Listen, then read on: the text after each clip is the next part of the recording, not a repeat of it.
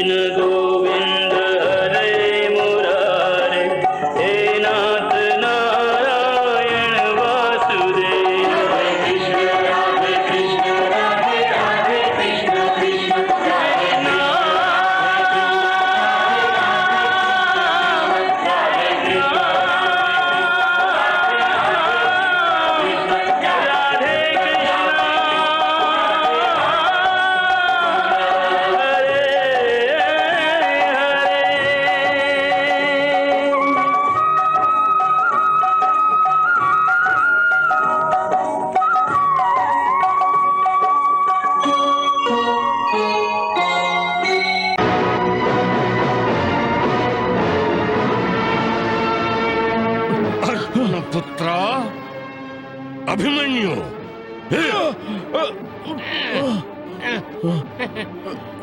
अभिमन्यु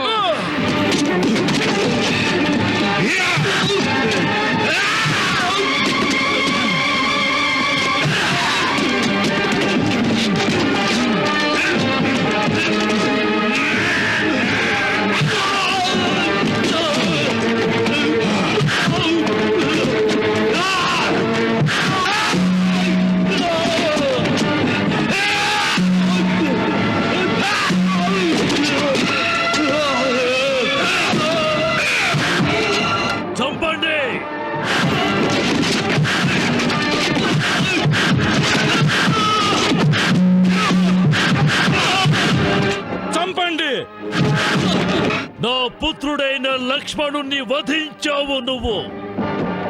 నిన్ను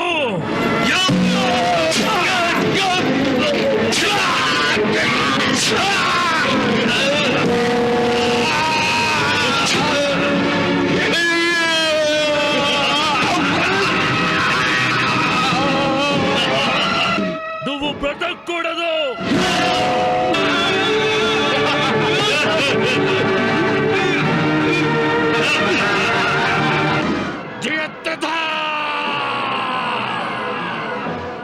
నేను కుంతి పుత్రుడనైన అర్జునుణ్ణి ప్రతిజ్ఞ చేస్తున్నాను. ఆ సింధురాజైన జయద్రథుడు రేపు సూర్యాస్తమయంలోగా మమ్మల్ని శరణు వేడకపోయినా, ఈ రణభూమిని వదిలి పారిపోయినా, వాసుదేవుడైన శ్రీకృష్ణ సఖుణ్ణి ద్రోణ శిష్యుడు కుంతిపుత్రుడైన అర్జునుడు రేపు సూర్యాస్తమయంలోగా జయద్రథుడిని వధిస్తాను. లేదంటే అగ్నిలో ప్రవేశించి స్వయంగా భస్మమైపోతాను.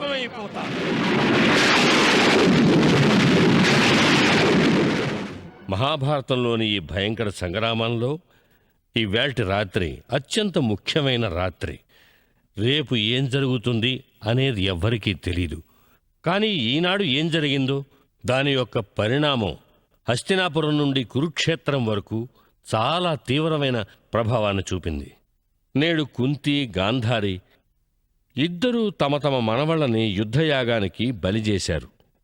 మానవుల అహంకారంతో నిండి ఉన్న ఈ ప్రపంచంలో ఈ ఇద్దరు మాతలు ఒకరి భుజం మీద ఒకరు తలపెట్టుకుని ఏడవాలనుకున్నారు. గాంధారి తన రాజమందిరాన్ని వదిలిపెట్టి విదురుని ఇంట్లో ఉన్న కుంతిని కలవడానికి వెళ్ళింది.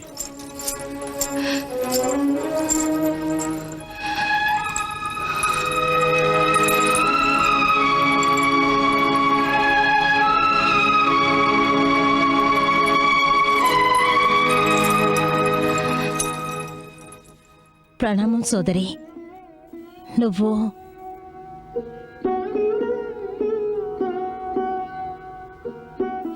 ఆజ్ఞాపించుంటే నేనే నీ దగ్గరకు వచ్చుండేదాన్ని. తన వాళ్ళెవరైనా పోయారంటే ఆ దుఃఖం అందరికీ ఉంటుంది. కానీ ఎవరికి ఎక్కువగా దుఃఖం ఉంటుందో అందరూ వాళ్ళని ఓదార్చడానికే వెళతారు. అందుకే నేను నీ వద్దకు వచ్చాను.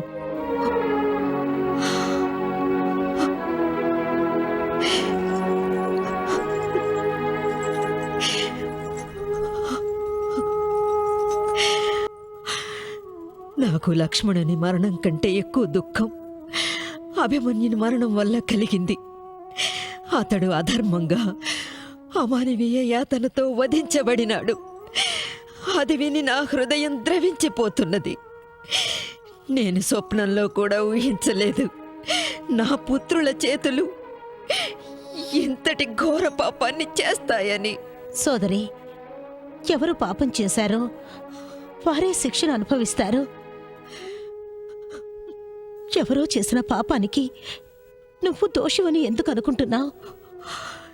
ఎందుకంటే ఘోర పాపమును చేసిన వారికి నేనే కదా జన్మనిచ్చాను. ఏకాంతంలో నా వివేకము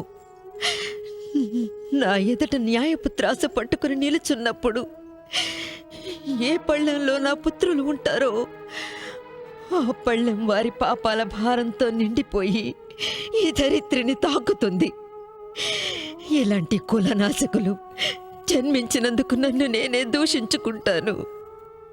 సోదరి, నిన్ను నువ్వే దూషించుకుని నీ ఆత్మకు అంత క్షోభని కలగనివ్వకు. ఆత్మనింద అంత సముచితం కాదు. అదే ఉచితం కుంతి, అదే ఉచితం. ఏ అత్యాచారం నీ పట్ల జరిగిందో అదే అత్యాచారం పాండవుల పట్ల జరిగింది. ఆ అత్యాచారాల గురించి నేను మిమ్మల్ని క్షమాపణ కూడా అర్థించలేను. మా కౌరవులందరూ కలిసి మీ అందరికీ ఎంతటి అవమానం చేశారు. వారు ఇది కూడా మర్చిపోయారు. పాండవుల కులపత్ని కూడా కురుకుల గౌరవమేనని. అయినప్పటికీ మేము ద్రౌపదిని నిండు సభలో వివస్త్రణ చేయాలనుకున్నాము. ఇన్ని అవమానాలు జరిగిన తర్వాత కూడా మా కళ్ళు తెరుచుకోలేదు. అందుకే భగవంతుడు మా కౌరవులకి ఇంతటి నిర్లజ్జ పాపాలకి శిక్ష విధించాలనుకున్నాడు. ఆ కారణంగానే ఈ యుద్ధం జరుగుతోంది. ఇప్పుడు ఈ యుద్ధంలో మా పాపాలకి శిక్ష అనుభవించాల్సి వస్తోంది. నిజానికి నేను ఈ యుద్ధాన్ని ఆపగలిగితే. సోదరి, మనం స్త్రీలం. మనం తలుచుకున్న ఈ యుద్ధాన్ని ఆపలేం. సోదరి, ఒక్కసారి నేను కోపోద్రిక్తురాలినై నా అవమానానికి ప్రతీకారం తీర్చుకోమని నా పుత్రులకి సందేశాన్ని పంపించాను. కానీ అభిమన్యుడు, లక్ష్మణ కుమారుల మరణం తర్వాత నా మనసు ఏ నిర్ణయం తీసుకోలేకపోతోంది. ముందు వెనుకలు ఆలోచించకుండా నా అవమానానికి ప్రతీకారం తీర్చుకోమని నా పుత్రులకిచ్చిన ఆదేశం సముచితమేనా అని మదన పడుతున్నాను.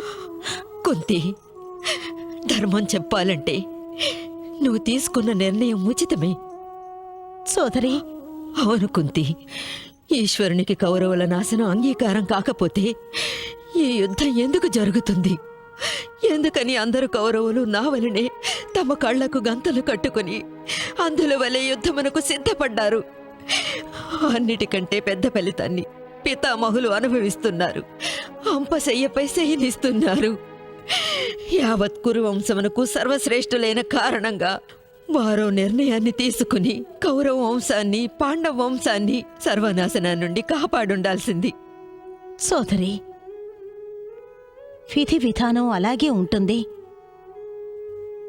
జరగాల్సింది జరిగేటప్పుడు దాన్ని ఎవ్వరూ ఆపలేరు.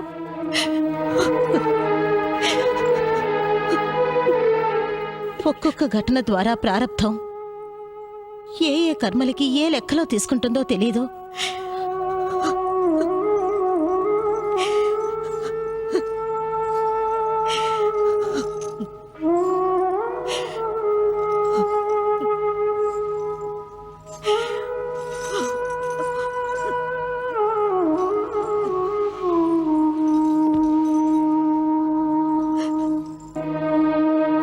కుంతి, ప్రారబ్ధానికి మనం ఏ విధంగా లెక్కలు చెప్పగలుగుతాం? ఒక పాపానికి ఫలం పూర్తిగా అనుభవించకుండానే కౌరవుల చేతుల మీదుగా ఇంకో పాపం జరుగుతోంది. ద్రౌపది పరాభం తర్వాత అభిమన్యుని అధర్మంగా వధించారు. ఈ పాపానికి శిక్ష ఎవరెవరు అనుభవించాలో తెలియడం లేదు. అతడు పాపం అమాయక బాలకుడు. మనం ఎక్కడ కూర్చుని అశ్రువులు చిందిస్తూ మనసుల్ని తేలికపరుచుకుంటున్నాం. కానీ అతనికి జన్మనిచ్చినటువంటి ఆ సుభద్ర తన ప్రాణ సమానమైన పుత్రిని మరణ దుఃఖాన్ని ఎలా సహించగలదు కుంతి? తన పుత్రుని మరణ దుఃఖాన్ని ఎలా సహించగలదు? ఎలా సహించగలదా సుభద్ర? ఎలా సహించగలదు?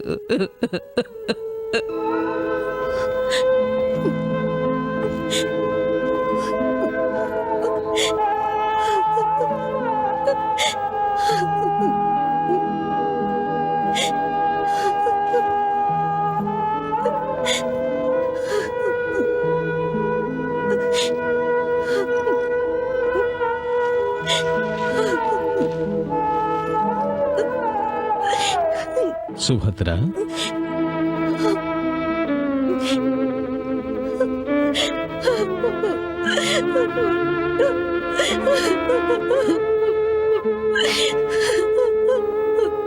నీవు ఒక వీర పత్నివి, వీర మాతవు,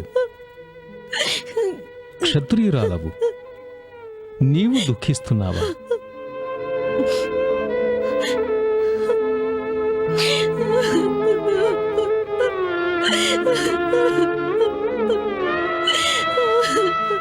వీరుల మరణం పట్ల అశ్రువులు చిందించకూడదు.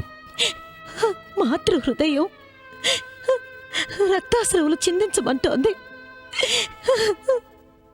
తన గాయాల పుత్రుడు శాశ్వతంగా తనకు దూరం అయినందుకు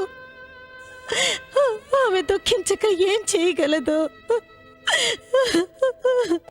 సుభద్ర, మరణం ఒక స్థిరమైన సత్యం. అందరూ తమ శరీరాల్ని త్యజించవలసిందే. కానీ తన మాత జీవించి ఉండగా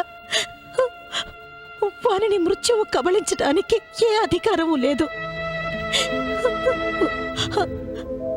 అభిమన్యుడు ఇంకనూ కౌమార అవస్థలోనే ఉన్నాడు. ఇప్పుడిప్పుడే వాని వివాహం జరిగినది.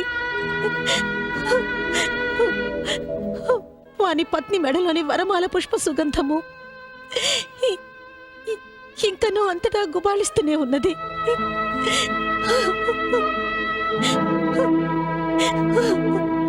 ఆమె శయ్యపై పరిచిన పుష్పములు ఇంకనూ వాడనే లేదు.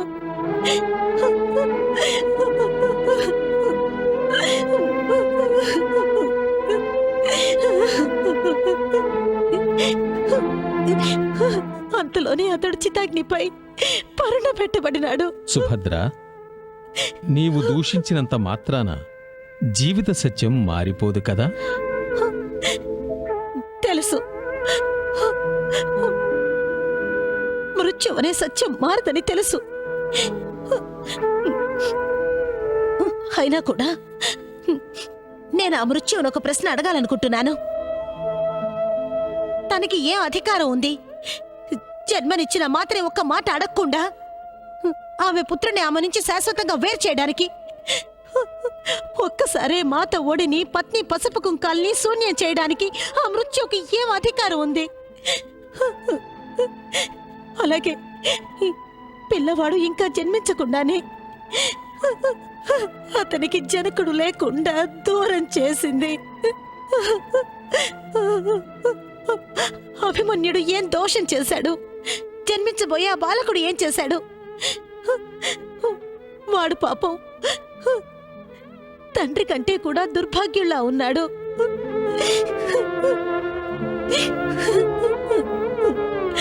అభిమన్యుడు 13 సంవత్సరాల వరకు తన తండ్రి ముద్దు ముచ్చట్లకి దూరం అయి బతికాడు. కానీ వాని పుత్రుడు శాశ్వతంగా తండ్రి ప్రేమకి దూరం అయ్యాడు.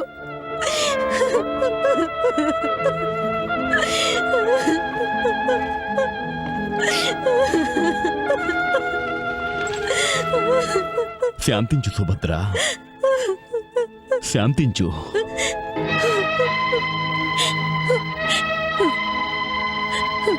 శాంతించాలా? ఎలా శాంతించను? నా పుత్రుణ్ణి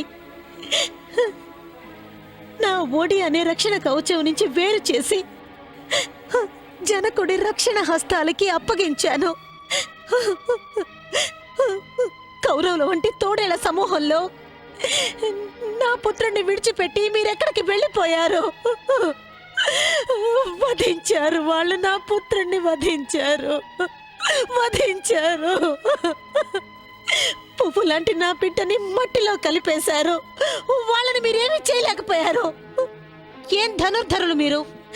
తమ బాణాలతో తమ పుత్రుణ్ణి రక్షించుకోలేకపోయారు. నా పుత్రుడిని నాకు తిరిగి ఇవ్వండి.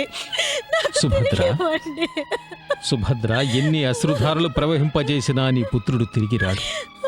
శాంతం వహించు. ఏం జరగాలో అదే జరిగింది. జరగబోవు దానిని ఎవ్వరూ ఆపలేరు. ఒక్క విషయాన్ని మాత్రం నేను పూర్తి నమ్మకంతో చెప్పగలను. అభిమన్యుని ఈ బలిదానం వ్యర్థం కానేరదు. సుభద్ర, అభిమన్యుణ్ణి కౌరవులు వధించి అధర్మ సీమలో చరమాంకానికి చేరుకున్నారు. ఈ అధర్మాన్ని చేసిన దోషులందరూ వారి అపరాధానికి తగిన శిక్ష అవశ్యం అనుభవించాలి.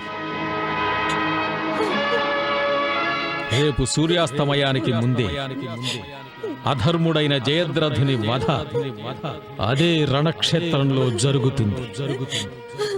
ఆ తరువాత ఒక్కొక్కరుగా అందరూ కౌరవులు వధించబడతారు. యావత్ సృష్టి సాక్షిగా నిలుస్తుంది.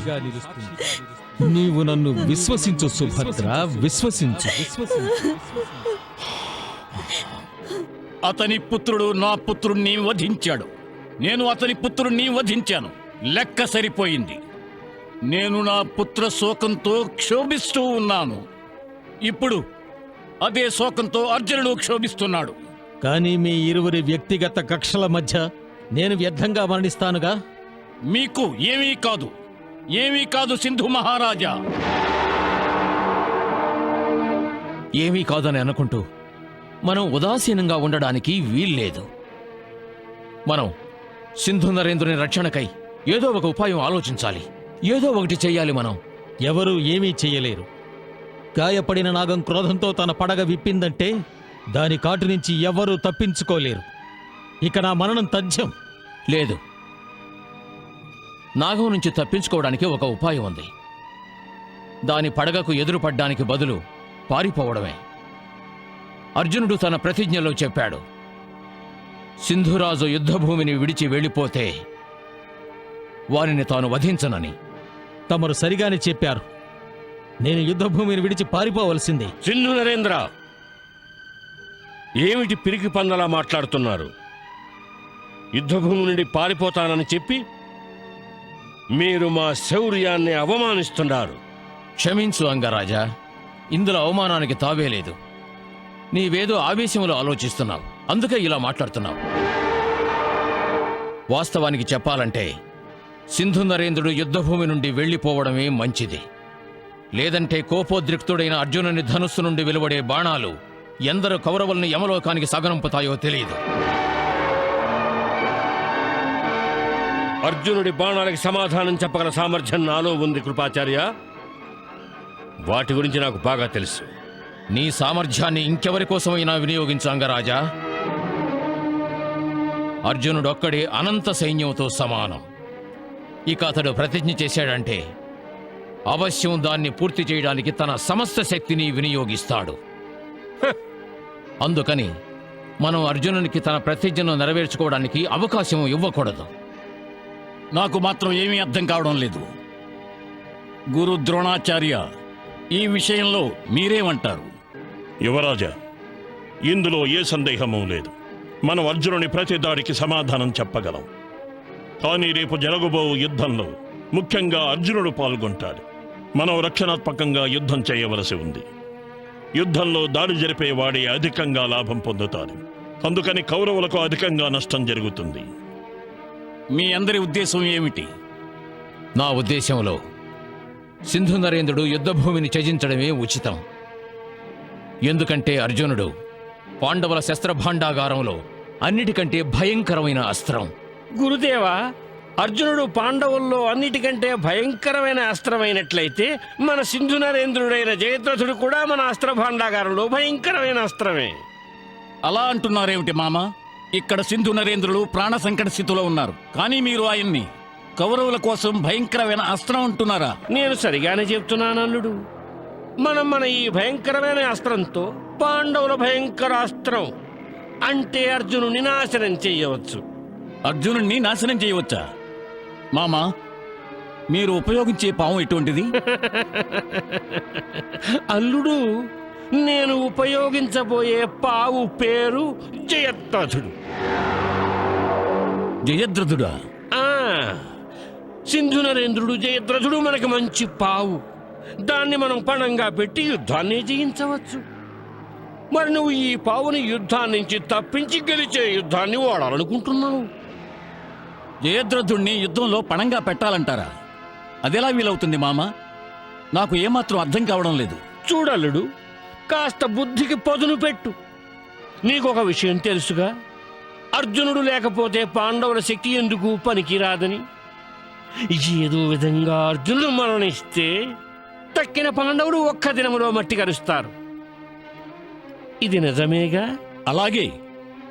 సేనాధిపతి, నేను సరిగా చెప్పినానా? మీరు సరిగ్గా చెప్పారు గాంధార నరేంద్ర. మరి తమ రాశి యుద్ధభూమి నుండి తప్పించి వేసి గెలిచే పందెంలో ఓడిపోవాలనుకుంటారే? కేవలం ఒక్కరోజు సింధు నరేంద్రుని మనం రక్షించలేమా? అలాగే, అవశ్యం రక్షించగలం.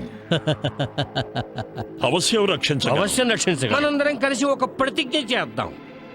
మన ప్రాణాలైనా ఒడ్డుదాం, కానీ అర్జునుణ్ణి సింధు నరేంద్రుడి సమీపానికి కూడా చేరకుండా అడ్డుకుందాం. అప్పుడు అర్జునుడు తన ప్రతిజ్ఞానుసారంగా తనే స్వయంగా అగ్నిని సృష్టించుకుని అందులో భస్మమైపోతాడు. వా వా మామా, ఎంత గొప్ప ఎత్తుగడ మీది! స్వయంగా అగ్నిని సృష్టించుకుని భస్మమైపోతాడా? భళా మామా, భళా. అయితే రండి, మనందరం యువరాజు చేతిలో చెయ్యి వేసి ప్రతిజ్ఞ చేద్దాం. రండి అల్లుడు, రా. మన కౌరవ యోధులందరం కలిసి ఒక ప్రతిజ్ఞ చేస్తున్నాం.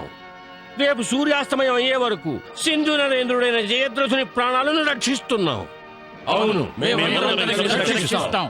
మేము ప్రతిజ్ఞ చేస్తున్నాం.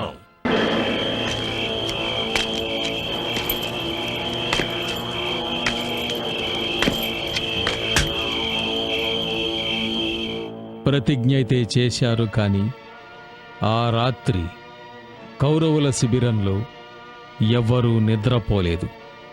అందరికీ రేపటి గురించి చింతే. రేపు ఏమవుతుందో అని, తాము జయద్రథుని కాపాడగలమా లేదా అని. శకుని కూడా లోపల భయపడుతూనే ఉన్నాడు. జయద్రథుడు జీవన్మరణ సమస్యలో కొట్టుమిట్టాడుతున్నాడు. అక్కడ పాండవ శిబిరంలో కూడా ఎవరికీ నిద్ర రావడం లేదు. అందరూ అదే ఆలోచనలో ఉన్నారు. రేపు అర్జునుడు జయద్రథుని వధించగలడా లేడా అని.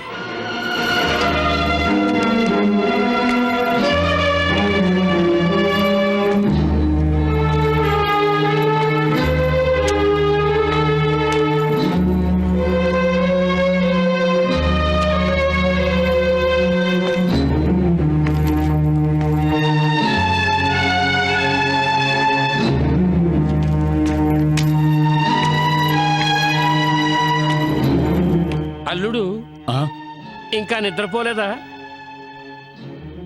లేదు మామా, నిద్ర రావడం లేదు. రేపు ఏమవుతుందోననేగా ఆలోచిస్తున్నావు? మామా, రేపు అర్జునుని మరణం నిశ్చయంగా జరుగుతుందా? అవునల్లుడు, రేపు సూర్యాస్తమయం కావడం ఎంత సత్యం, ఇది అంతే సత్యం. అందువల్లనే నేను సూర్యోదయం కోసం ఎదురు చూస్తున్నాను. సూర్యుడు ఎలా ఉదయిస్తాడో అలాగే అస్తమిస్తాడు. దీనికింత అధైర్యపడి వ్యాకుల పడవలసిన అవసరం లేదా అల్లుడు? మనం కోరుకున్నా కోరుకోకపోయినా సూర్యుడు త్వరగా ఉదయించడు, అలాగే అస్తమించడు. వెళ్ళి నిద్రపో.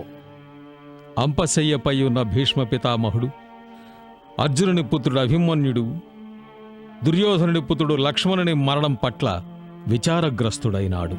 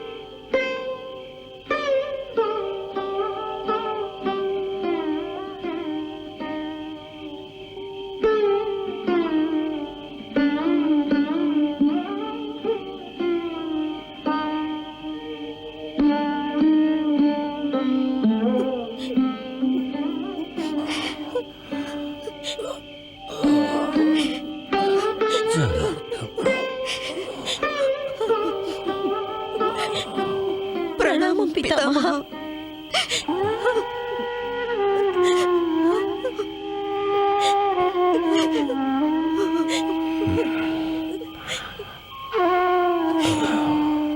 సౌభాగ్యవతీ భవ. సుభద్ర, ద్రౌపది, అభిమన్యుని మరణ వార్త వినగానే ఓదార్చడం కోసం నేనే మీ దగ్గరికి రావలసి ఉన్నది. కానీ నా ఈ పరిస్థితి కారణంగా నేనే మిమ్మల్ని నా వద్దకు రమ్మన్నాను. నా కారణంగా మీ ఇద్దరూ కష్టపడవలసి వచ్చింది. అభిమన్యుడి మరణాన్ని సహించాం.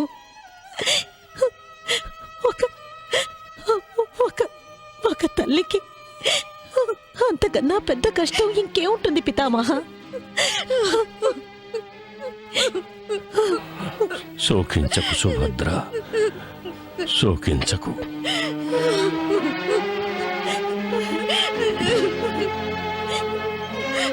క్షత్రియ స్త్రీలయ్యుండి మీరు అశ్రువులు చిందించడం శోభస్కరం కాదు. అంటే క్షత్రియ స్త్రీలు మాతలు కాదా? నేను ఒక దౌర్భాగ్యురాలైన మాతను. నాకున్నది ఒక్కడే పుత్రుడు. నా ఏకైక పుత్రుడి అకాల మరణం పట్ల ఒక తల్లిగా నేను రోధించకేం చెయ్యను.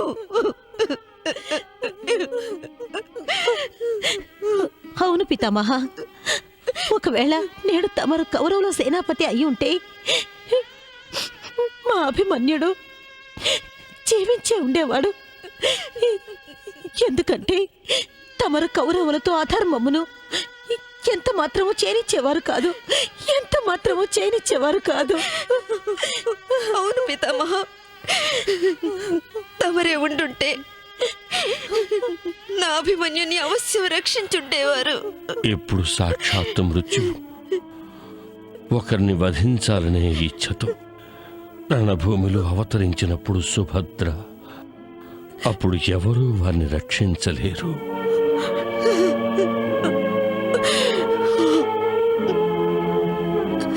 వారు ఎంత పెద్ద మహాయోధులైనప్పటికీ మృత్యువుపై మాత్రం విజయాన్ని సాధించలేరు.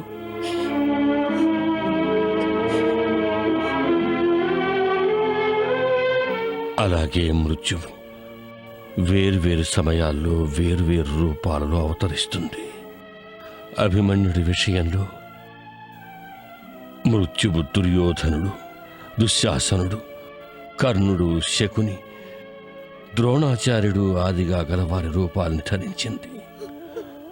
అదేవిధంగా నా విషయంలో తను శిఖండి రూపాన్ని ధరించి అవతరించింది.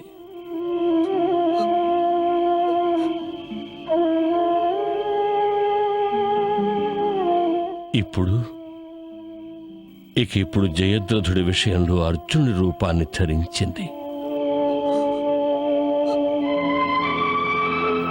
అదేవిధంగా ఒకవేళ అభిమన్యుడి మృత్యువుకి కారణం నేనై ఉండొచ్చు. లేదు, అలా జరుగుండదు. అది అసంభవం పితామహ, అసంభవం. నేను మీ ఇరువురి బాధని, దుఃఖాన్ని అర్థం చేసుకోగలను. అయినా ఒక్క మాట చెప్పగలుగుతాను. జన్మించిన వారు మరణించక తప్పదు. అలాగే మరణించిన వారు మళ్ళీ జన్మిస్తారు. ఇది సృష్టి విధానం. మరి శోకమెందులకు?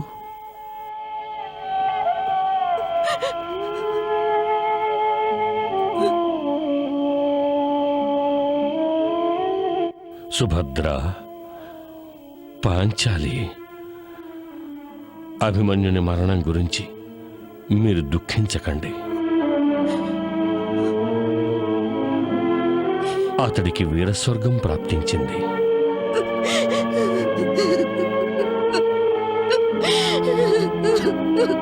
దానినే ప్రతి యోధుడు కోరుకుంటాడు. కానీ యోధులందరికీ అది లభించదు. అవును సుభద్ర, అవును ద్రౌపది.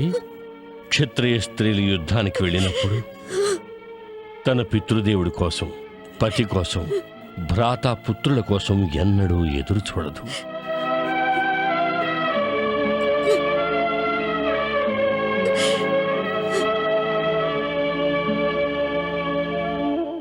అవును, ఒకవేళ వాళ్ళు తిరిగి వస్తే దాన్ని ఈశ్వర కృపగా భావిస్తారు.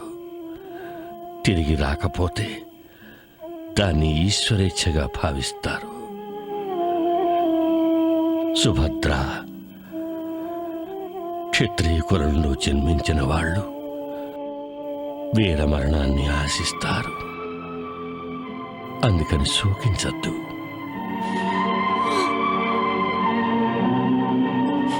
క్షత్రియ ధర్మాన్ని పాటిస్తూ ఉండగా వీరాభిమన్యునకు పుణ్యలోకం ప్రాప్తించింది.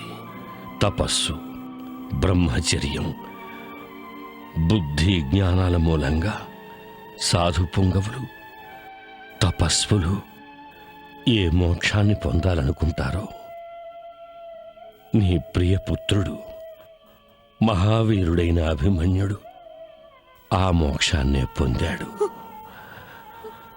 మరిక శోకమెందులకు? మేమేం చేయగలం పితామహ?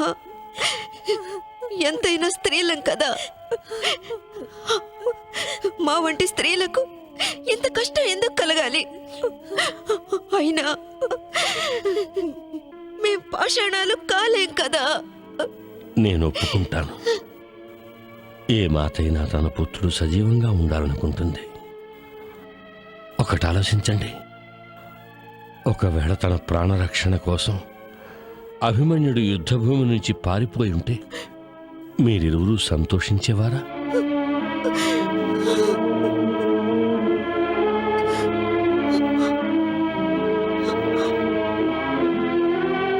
లేదు కదా.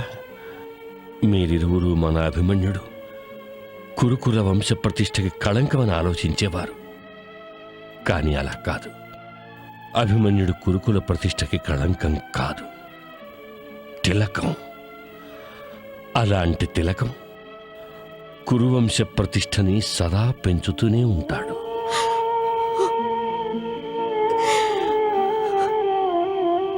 అభిమన్యుడు అమరుడైపోయాడు సుభద్ర, అమరుడైపోయాడు.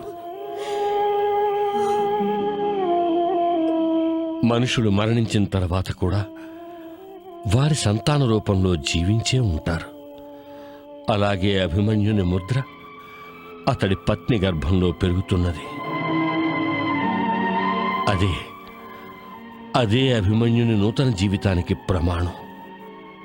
అయినా మీరిరువురు ఇంత శోకతప్తులై ఉన్నారెందుకు? సుభద్ర, ద్రౌపది, మీకొక విషయం తెలీదు. నాకు మొదటి నుంచి తెలుసు. అభిమన్యుని ఆయుష్ చాలా తక్కువని.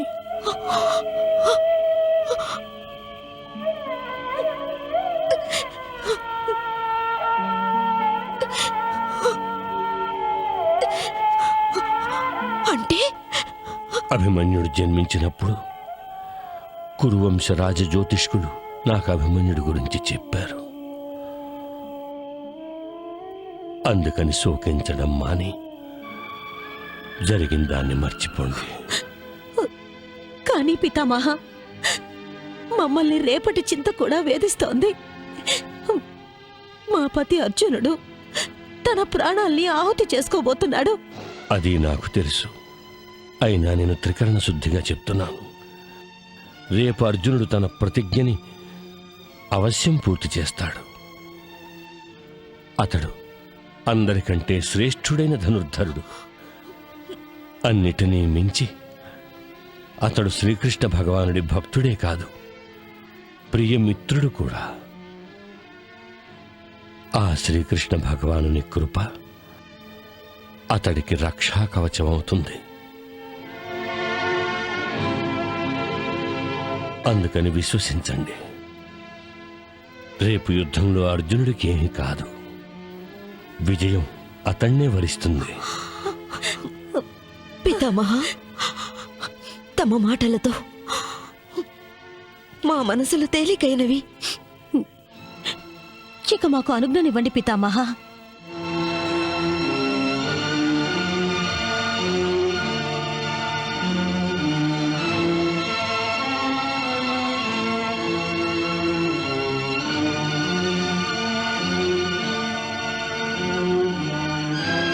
సౌభాగ్యవతి భవ.